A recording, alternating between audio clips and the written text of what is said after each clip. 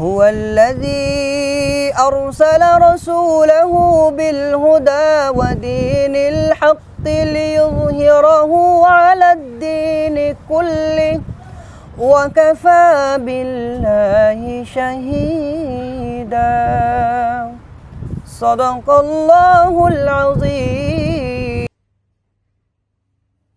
সবাইকে পবিত্র মাহে রমজানের শুভেচ্ছা এবং অভিনন্দনে। কাতার প্রবাসী একজন রেমিটেন্স যোদ্ধা ভাই, যিনি ফুড ডেলিভারি কোম্পানিতে কর্মরত।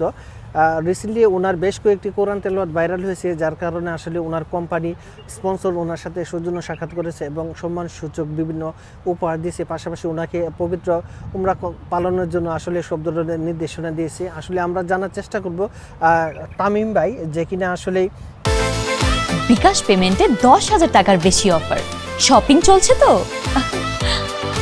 এই ফুড ডেলিভারি কোম্পানিতে কর্মরত এবং উনি কোরআন তেলাওয়াত কি আসলে রমজান মাস উপলক্ষে করে, নাকি উনি আসলে সবসময় এই মুদ্রিধ্বনি সবার মাঝে ছড়িয়ে দেয়, আমরা একটু জানার চেষ্টা করব। এই একটা তেলাওয়াত ভাইরাল হয়, তো সোনানুর যে মেন চেয়ারম্যান উনি আমাকে ডাকেন, ইনভাইট করেন। ওই জায়গায় যাওয়ার পরে উনি আমাকে পুরস্কার হিসেবে ওনাতে নিয়ে যাওয়ার। এটা তো একটা মানুষের স্বপ্ন। আপনি আমার অনেক ইচ্ছা ছিল আগে থেকে যে আমি উমরা আল্লাহ যদি কবুল করে নেন তাহলে উমরায় যাব।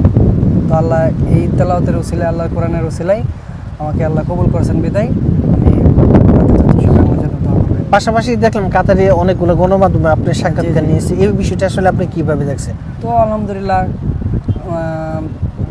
যারা কাতারে যারা সব মেলে আলহামদুলিল্লাহ, তো আমার কাছে অনেক ভালো লাগছে। في السوشيال ميديا قالوا نبي يكون إمام في مسجد عندنا. سألته تنيم يبي يشتغل في شركة سنونو ويبي يكون جزء من الشركة، لكن طبعا كهدية بسيطة مقدمة لتنيم بيسافر معي مكة إن شاء الله، لأنه ما راح مكة ما شاء الله. وبإذن الله تعالى له هدية بسيطة أيضا من شركة سنونو، مبلغ مادي إن شاء الله، ونبيه يكمل.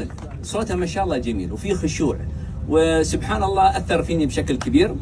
وشكرا تنيم، ما شاء الله تبارك الله، very nice voice.